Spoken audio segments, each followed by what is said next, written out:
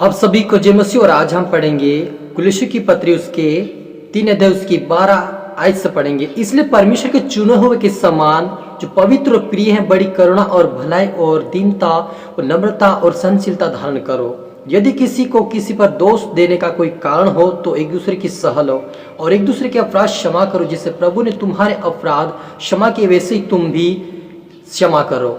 इन सब के ऊपर प्रेम को जो सिद्धता का कटी बांध है बांध लो। हालेलुया। हम प्रार्थना करिए। धन्यवाद प्रभु यीशु पुत्र आत्मा पिता परमेश्वर खुदा ने शुराजा आज के वचन आज के कलाम से पिता हमारी से बातें कर। आज का वचन पिता हमें समझ बुद्धि ज्ञान दे खुदा। आज का कलाम से पिता हम एक दूसरे को क्षमा करने वाले, एक दूसरे को माफ करने वाले बने, एक दूसरे के लिए आशीष के कारण बने खुदा ने शाह ने पिता परमेश्वर सब पुत्र आत्मा अपने अपने सुख खुदा आप मेरे मुख से होकर बोले मेरे सहायता मदद कीजिए। ये प्रार्थना दुआ यीशु तेरे मीठे नाम से आमीन। तो मेरे अजीजों, यहाँ पर प्रभु यीशु मसीह ने कहा है कि परमेश्वर के जो चुने हुए लोग उसके समान चलो और पवित्रता में चलो।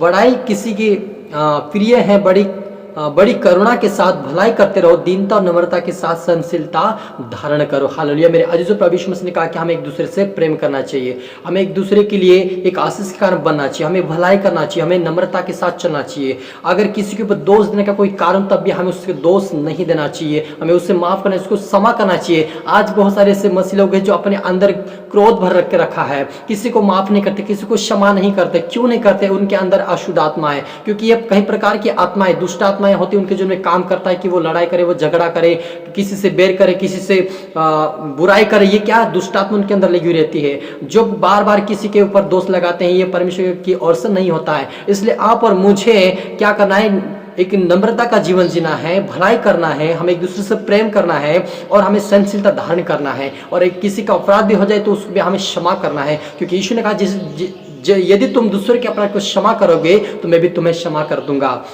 आज बहुत सारे लोग चंगाई नहीं पा रहे हैं, बहुत सारे लोग आशीष नहीं पा रहे। क्यों नहीं पा रहे? वो एक दूसरे को क्षमा नहीं कर पा रहे हैं। जब तक आप क्षमा नहीं करेंगे तब तक आप बरकत और आशीष चंगाई नहीं मिल सकती। मेरा जीजू, ये प्रभु यीशु का वचन कहता है। जब लिखा है कि 2 जनों ने भेंट चढ़ाने के लिए गए और एक व्यक्ति के अंदर इतना दोष था कि वो अपनी भेंट वहीं पर रख दिया और वे पहले अपनी क्षमा मांगा, जाकर बोला कि मुझे माफ कर दे। और जब उस भेंट को ले गया तो वो सामने प्रभु ने उसके ग्रहण कर लिया, क्योंकि लेकिन उन्होंने क्षमा मांग लिया था। इससे आज हमें भी, आप और मुझे भी क्षमा मांगने की जरूरत है। आप याद करें कि किसी को आपने बुरा भला कहा, किसी को काम को बिगाड़ा, किसी को दोष लगा, किसी को झगड़ा किया हो, किसी को परिवार में फूट डाला हो, तो आप याद करके उससे माफी मांगे, क्षमा मांगे, तभी आपके पाप क्षमा हो सकते हैं। अन्यथा आपको कहोगे मैं पाप क्षमा हो चुका मेरा, नहीं हो सकता मेरे। जो आप माफ नहीं करेंगे दूसरों को, तब तक आपको प्रभु यीशु मसीह माफ नहीं करेगा। और बिना पाप के कोई भी स्वर्ग में नहीं पहुंच सकता। ये परमेश्वर का वचन कहता प्रभु यीशु मसीह। तो आपको और मुझे प्रेम करना है। यहाँ पर लिखा कि प्रेम को जो सिद्धता कटी बांध उसे बांध लो, यानी हमें प्रेम का जो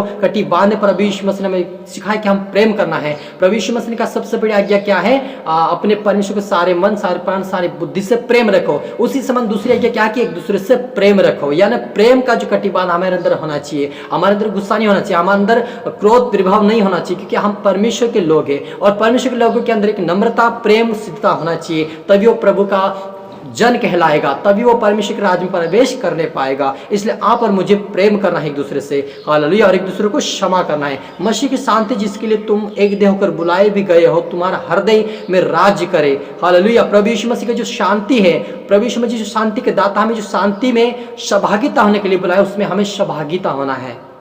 उसकी शांति को हमें प्राप्त करना है। हमें देह के अंदर एक शांति को प्रभु यीशु की ओर से प्राप्त करना है और हमें क्षमा करना है। और मसीह के वचन को आने अपने हृदय में अधिकाई से बसने दो। सिद्ध का ज्ञान सहित एक दूसरे को सिखाओ और चिताओ और अपने अपने मन में अनुग्रह के साथ परमेश्वर के लिए भजन, स्तुति, गान, आत्मीय गीत गाया करो। हालेलुया।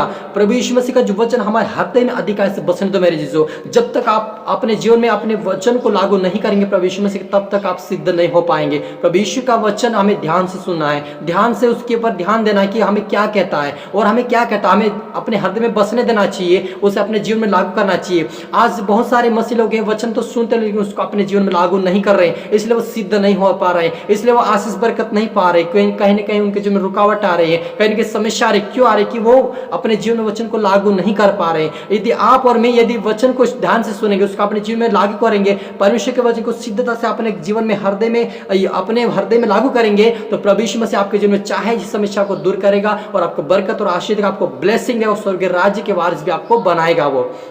हालेलुया। प्रभु यीशु मसीह ने अपने दासों का के अपने लोगों को चिताओ, इसलिए आप और आपको मैं वचन बार बार क्यों आपके बीच में लाता, क्योंकि आपको प्रभु चेतावनी दे रहा है कि आप अपने जीवन को सुधारें, आप प्रेम करें, सहनशीलता धारण करें, एक दूसरे को प्रेम करें, एक दूसरे को क्षमा करें, तभी हम स्वर्गीय राज्य के वारिस होने पाएंगे। हालेलुया। तो हम प्रार्थना करें। धन्यवाद रूहा नरबा समदो नमा सीखे रे बे बे holy holy might in the name of Jesus खुदावन, आज का कलम आज के वचन की जीवन में सोगना फलाए पिता। आज से मैं इनके लिए प्रार्थना करता हूँ कि आज से दूसरों को क्षमा करने वाले बने, आज से दूसरों से प्रेम करने वाले बने। आज के बाद इनके जीवन में अपना आपका वचन हृदय इनके जीवन हृदय पट्टे पर लीजिए। आज के इनके जीवन में इतना तरह वचन काम करने पाए। आज से पवित्रता में प्रार्थना वचन मजबूत बना, आपके राज्य के लिए बने खुदा, आपकी इच्छा को पूरी करने वाले, आपके स्वर्ग राज्य के वारिस बने मेरे पिता परमेश्वर। आज से तेरा वचन क्या वैसे चलने वाले बने, आपके राज्य के वारिस बने। और पिता इनको तेरी मनोकामना इनके जीवन में जो पिता पूरी होने पाए, जो वचन को पालन कर इनको आशीषित कर मेरे खुदा राजा। सबको तेरे हाथ में अपने हाथ में सौंपते हुए ये प्रार्थना दुआ यीशु तेरे मीठे नाम से आमेन। तो आप सभी गॉड ब्लेस यू और अगले वीडियो मिलते हैं। आप सभी को जय मसीह।